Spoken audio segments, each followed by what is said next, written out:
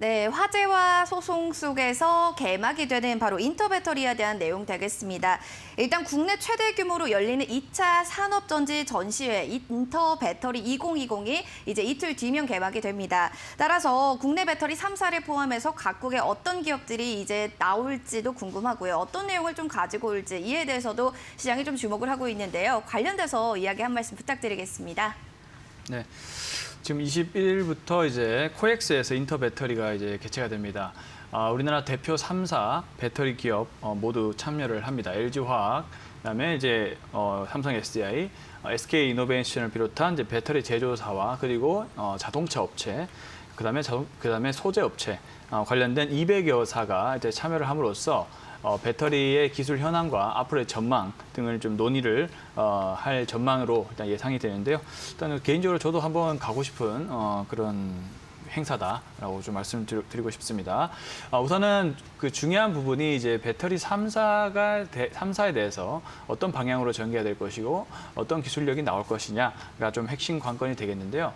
우선은 뉴스에 나온 자료를 좀 정리를 해본다면 LG화학의 같은 경우는요. 일단은 핵심 소재의 안정성 강화를 초점을 둘 것으로 보이고요. 그리고 지금 현재 약간 화재의 원인이 좀 일어나고 있는데 그 원인이 확실하게 밝혀지진 않았지만 일단 분리막 쪽의 어떤 기술 이 부분이 좀 중요해지는 것 같아요. 그래서 이 분리막을 강화하고 에너지 밀도를 좀 높여줄 수 있는 고용량이면서 또 얇은 이런 배터리 이를 구현하는 라미엔 스택이란 방식의 어떤 기술력을 소개를 할 것으로 예상이 됩니다. 이 부분을 좀 보시면 좋을 것 같고요. 그리고 삼성 SDI는 일단은 중대형 전지 쪽을 좀 주목을 할 것 같은데 주로 생산하는 전기차용 각형 배터리뿐만이 아니고요. 이 원형 배터리도 전시를 해주면서 기술력을 좀 홍보할 예정이다라고 합니다. 그다음에 SK 이노베이션 같은 경우는 배터리에 대한 제조사를 넘어서 일단 전기 운송 수단, 이 모빌리티라고 부르죠. 요즘에 이제 SK텔레콤 등에서 보시면 이제 T 모빌리티를 분사해서 모빌리티 혁신에 대한 부분들을 강조를 하고 있는데 이 부분에 대한 것을 이 인터배터리에서 좀 강조를 할 것으로 보여집니다. 그래서 이제 전기 운송 수단 생태계에서 주체적인 사업자로서의 어떤 역할을 어떻게 부각을 할지 보여줄 것으로 예상이 된다라고 볼 수가 있겠습니다. 네. 각 기업들이 내놓은 또 앞으로의 보여줄 기술력도 실제로 좀 기대가 되기도 합니다. 뭐 한국 하면 사실 뭐 K-팝, K-푸드 외에도 K-배터리라는 이야기가 있을 정도로 관련주들도 굉장히 튼튼한데요. 테슬라가 문제 경쟁력의 우위를 좀 뺏어갈 가능성은 없을지에 대해서도 시장에서는 좀 우려감을 가지고 있습니다. 이에 대해서는 좀 어떻게 보세요? 네, 그 부분의 우려가 좀 깊죠. 우선은 이제 이 전기차 배터리 기술 자체가 우선 난이도 자체가 아주 어렵거나 이제 그런 측면은 아니기 때문에 우선은 우리나라가 가장 가지고 있는 부분들은 역시나 이 생산 원가에 대한 부분과 품질이라 볼 수가 있습니다. 그리고 이제 생산의 어떤 공정에 대한 안정성 이런 부분들을 볼 수가 있겠는데 이런 부분들은 이제 우리나라가 워낙 처음부터 준비를 잘 했기 때문에 생산 원가 품질 부분에서는 역시나 한국형 K 배터리 부분들이 당분간은 앞서갈 확률이 굉장히 높다 볼 수가 있겠습니다. 하지만 이제 혁신성을 어떻게 평가를 해야 되냐 이런 부분을 봤을 때는 좀 더 지켜볼 필요가 있다는 거죠. 우선은 우리나라가 좀 밀리는 부분이 바로 혁신성인데 테슬라를 보시면 알 겁니다. 테슬라가 굉장히 혁신적인 방법으로 자동차를 만들고 그다음에 대중들에게 인기를 끌고 있듯이 이 배터리에 대한 자체 제작에 대한 부분들도 현재 테슬라가 할 것으로 예상이 되고 있기 때문에 이 부분이 약간 우려가 될 수 있다라고 일단 보여지는데요. 우선은 혁신형 배터리라 볼 수 있는 이 전고체 배터리 이 부분에 대해서 계속 기술을 업그레이드를 해 나가고 있지만 우리나라도 개발 중이지만 또 테슬라가 어떤 방식으로 또 어떤 시점에 이 배터리를 내놓을지는 모르기 때문에 이 부분에 대해서 좀 더 두고 볼 필요가 있다라고 보여지고요. 그다음에 두 번째 부분은 바로 이 배터리에 들어가는 소재입니다.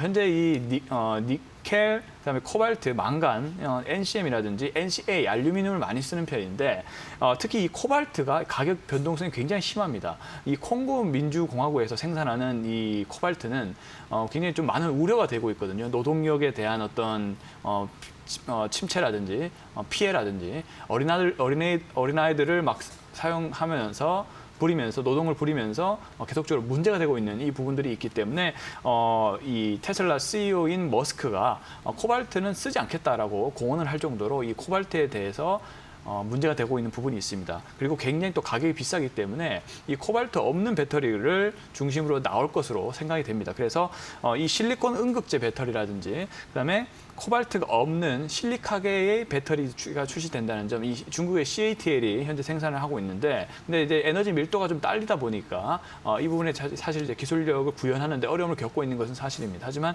이 부분이 또 어떻게 또 테슬라가 이용할 것인가, 그리고 개발할 것인가 이런 부분들을 유심하게 좀 지켜봐야 될 것 같다라고 좀 말씀드려보겠습니다. 네, 이렇게 배터리 이야기를 하다 보니까 세계의 또 전쟁으로도 봐야 될까요? LG화학과 SK이노베이션의 배터리 전쟁은 계속해서 이어집니다. 일단 근데 ITC의 최종 판결이 26일로 예정이 되어 있습니다. 따라서 최종 판결 임박됐는데 합의 여지는 없을까? 이에 대해서도 시장이 궁금해하고요. 시나리오별로 주가 영향이 좀 어떻게 흘러갈지 이에 대해서도 좀 간략하게 짜주신다면요. 네, 이 부분도 굉장히 문제가 되고 있죠. 일단 SK 세 가지 시나리오로 볼 수가 있겠습니다. SK이노베이션이 조기 패소를 할 경우, 현재 약간 ITC에 대한 결론은 좀 미뤄지긴 했는데 3주 이상 뭐 코로나19 핑계를 대서 좀 미뤄지긴 했는데 사실 ITC 측에서도 생각이 많다는 거죠. 그래서 일단은 SK이노베이션의 조기 패소를 인정할 경우는 ITC의 최종 판결에 따라서 배터리 관련 부품의 미국 내 수입이 전면 금지가 됩니다. 그래서 이제 그런 조치가 내려질 수 있고요. 그다음에 미국 내 자사의 배터리 공장도 일단 중단될 수 있기 때문에 매우 치명적이다 볼 수가 있겠습니다. 하지만 이 시나리오를 우선은 그 확률을 낮게 일단 보는 이유가 있는데, 두 번째의 경우입니다. 이 ITC가 SK이노베이션의 조기 판결을 유지를 하되 일단 미국 경제 피해 여부를 따라서 공익성을 조사할 경우가 있습니다. 이 부분들은 왜냐하면 SK이노베이션이 조지아주에 지금 배터리 공장을 굉장히 많이 짓고 있고, 그다음에 미국 일자리 창출에 기여한 바가 있기 때문에 또 그 대통령 직권에 의해서 이 ITC의 패소를 또 번복할 수는 있습니다. 그냥 지금 일자리 창출을 중요하게 여기는 트럼프 대통령의 판결이 굉장히 중요해질 수 있다는 점인데요. 일단 두 번째의 시나리오가 좀 가장 유력하지 않을까. 계속적으로 미뤄지는 거죠. 장기화되는 거죠. 이런 부분을 볼 수가 있겠고요. 세 번째 부분들은 예비 판결이 현재 났는데 이 부분을 뒤집는 겁니다. 일단 수정 지시를 내리는 것으로 해서 사실 이 부분은 완전 전면 재검토가 되는 부분이 있기 때문에 이 부분도 약간 현실성은 낮다라고 일단 보여지고 있고요. 일단 두 번째인 경우 계속적으로 논의를 해가면서 공익성 여부를 따져가면서 좀 더 결과가 미뤄질 것으로 예상이 됩니다. 네. 자, 그럼 이어서요. 좀 불탄 바로 전기차에 대한 이슈가 막 터지면서 K배터리 홍역을 치르지 않을까에 대한 우려감도 짙어지고 있습니다. 이에 대해서는 어떻게 보고 계세요? 네, 일단 화재의 명확한 이유가 현재 밝혀지지 않고 있죠.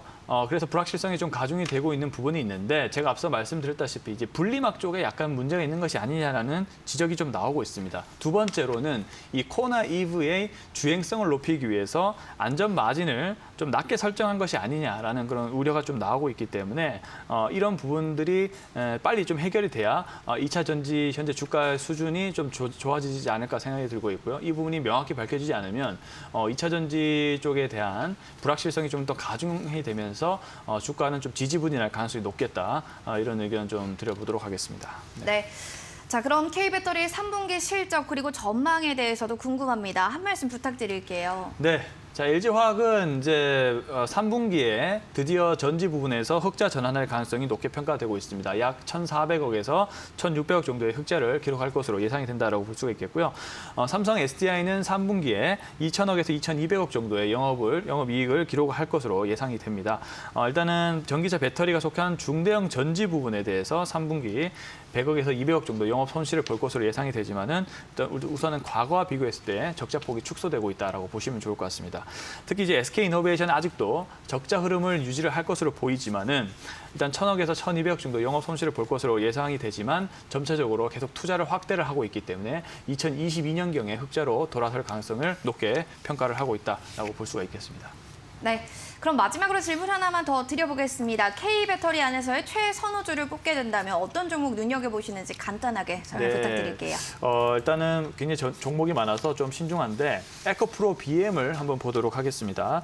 에코프로 BM 자체는 일단 양극재에서 우리나라의 일단 캐파 1등에 속해 있는 기업이기 때문에 삼성 SDI 실적이 늘어나면 늘어날수록 유리해지는 그런 기업입니다. 우선은 전기차 판매가 실적이 올라가고 있기 때문에 계속적으로 지속적인 전체적인 성장이 좀 기대된다라고 볼 수가 있겠고요. 그리고 이제 전동 공구에 대한 수요도 계속적으로 늘어나고 있습니다. 그래서 원통형 2차 전지에 대한 수요도 높아지고 있다는 점이 넌 IT 양극재 매출을 좀 더 전분기 대비해서 40% 이상 실적이 늘어난 점도 있고 이 부분도 시장이 커지고 있기 때문에 실적에 기여를 할 수 있다라고 일단 볼 수가 있겠습니다. 그다음에 이제 NCMX 같은 차세대 양극재 기술 역시도 좀 경쟁력 있게 성장을 하고 있기 때문에 이 부분도 좀 기대가 된다라고 볼 수가 있겠습니다. 우선은 투자 등급 2등급으로 평가를 했고요. 매수 12만 9천 원에서 12만 8천 원 사이, 매도는 16만 7천 원으로 우선 잡고 있겠습니다. 그다음에 손절 가격을 일단 저점이 깨지면 손절 물량이 많이 나오기 때문에 11만 9천 원 잡고 대응해 보도록 하겠습니다. 네. K배터리 안에서의 최선호주로는 에코프로비엠에 대해서 이야기해 주셨습니다. 투자 전략 꼼꼼하게 잡아드렸으니 참고해 주시면 좋을 것 같네요. 오늘 도움 말씀 주신 송종현 대표님 고맙습니다. 감사합니다.